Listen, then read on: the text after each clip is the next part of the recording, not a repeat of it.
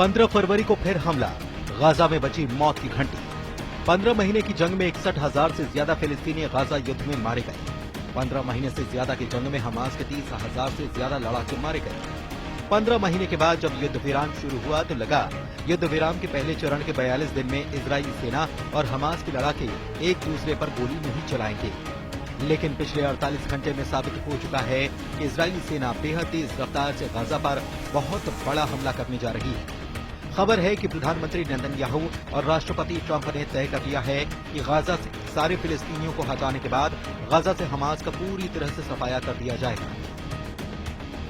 दावा तो ये भी है कि गाजा पर अब पहला बड़ा हमला 15 फरवरी से शुरू हो जाएगा। जब से ये खबर गाजा पट्टी में फैली है, चारों तरफ कोहराम है।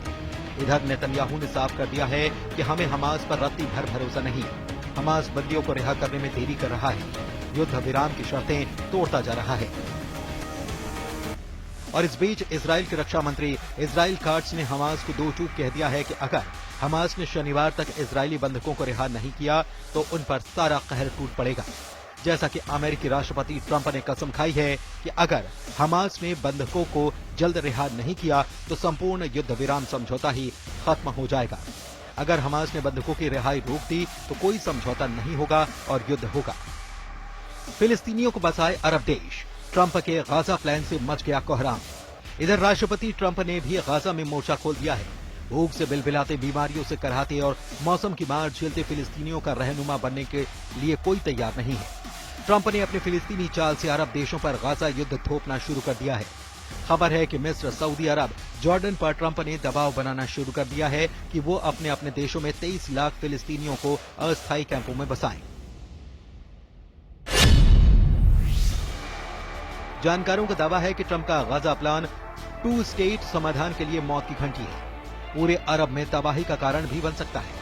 एक्सपर्ट ने क्यों चेताते हुए कहा है कि ट्रंप ने गाजा पट्टी को खाली करने और यहां के लोगों को मिस्र, जॉर्डन और दूसरे अरब देशों में बसाने की बात कही है। ट्रंप का यह प्लान विवादों में घिर चुका है। इसका अरब देशों और फिलिस्तीन के साथ दुनिया भर के लोगों ने विरोध किया है। अमेरिका के करीब जॉर्डन और सऊदी जैसे मुल्क भी इस प्लान को देखकर बौखला गए हैं। ट्रंप के इस फिलिस्तीनी प्लान से अरब देशों में अशांति फैल सकती है।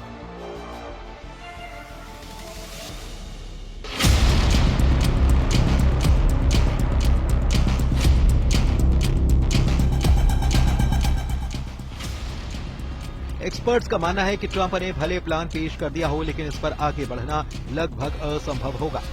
गाजा में 23 लाख से ज्यादा लोग हैं। इनमें कई हजार हमास, PIJ और दूसरे सशस्त्र समूहों के सदस्य हैं। इजराइल से लगातार लड़ रहे इन लड़ाकों को अपनी जमीन छोड़ने पर मजबूर करने का कोई तरीका अमेरिका के पास नहीं है।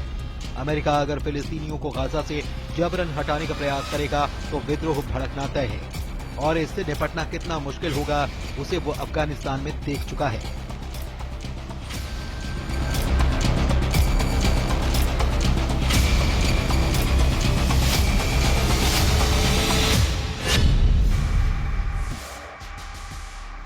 जरा जॉर्डन के किंग अब्दुल्ला II और राष्ट्रपति ट्रंप की इस तस्वीर को गौर से देखिए।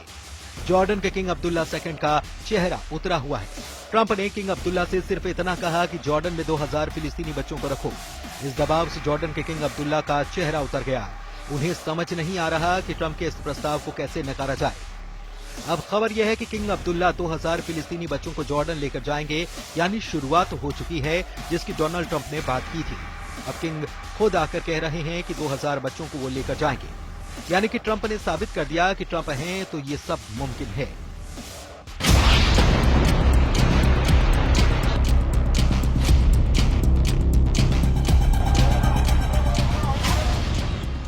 अगर जंग के लिहाज से देखा जाए तो इजराइल ने गाजा के एक बड़े इलाके पर पूरी तरह से कंट्रोल कर लिया है। गाजा के जबालिया, रफा, खान यूनुस, गाजा शहर, पूर्वी गाजा और दक्षिण गाजा के हालात देखकर किसी को भी अंदाजा हो जाएगा कि गाजा को पुराना गाजा बनाने में कम से कम 30 साल लगेंगे। जरा युद्ध विराम के बाद गाजा में हालात क्या हैं, ये भी देखिए। गाजा जंग में 61,700 से अधिक फिलिस्तीनी मारे गए। 61,700 से ज्यादा फिलिस्तीनियों में 17,400 से अधिक बच्चे हैं, जबकि हमास की 24 बटालियन में शामिल 30,000 लड़ाके 15 महीने की जंग में मारे गए हैं। गाजा में घरों का मलबा है, मलबे के नीचे इंसानों की हड्डियां भरी पड़ी हैं। एक रिपोर्ट में दावा किया गया है कि लगभग 10,000 से ज्यादा लाशें गाजा में दबी पड़ी हैं। गाजा में 15 महीने के बाद लागू हुए युद्ध विराम के बाद लोग अपने घरों को लौट रहे हैं, जो इजराइल की बमबारी की वजह से शिविरों में रहने के लिए मजबूर थे। गाजा के लोगों में महीनों बाद वापस अपने घरों को लौटने की खुशी है, लेकिन तबाही का मंजर उनको हताशा में डुबो रहा है। गाजा वासियों का वहां सिर्फ मलबे का ढेर दिखाई देता है, जहां कभी उनके मकान, दुकान, स्कूल और पार्क हुआ करते थे। गाजा वासियों के सामने अपने तबाह शहर में नई जिंदगी शुरुआत करने की चुनौती है। मानवीय मामलों के संयुक्त राष्ट्र के कार्यालय की रिपोर्ट कहती है कि गाजा पट्टी में युद्ध के चलते 4,36,000 से ज्यादा इमारतें बमबारी में पूरी तरह तबाह हो गईं और 2,76,000 इमारतों को नुकसान हुआ। गाजा की 90% आबादी इस युद्ध के चलते विस्थापित हुई है। एक अनुमान के मुताबिक गाजा की तबाह इमारतों का मलबा हटाने में ही 10 साल लग सकते हैं। अब देखना होगा कि क्या इजराइल 15 फरवरी से हमला दोबारा शुरू कर देगा या फिर ट्रंप के गाजा प्लान के तहत अरब देशों में फिलिस्तीनियों को भेजना शुरू कर दिया जाएगा।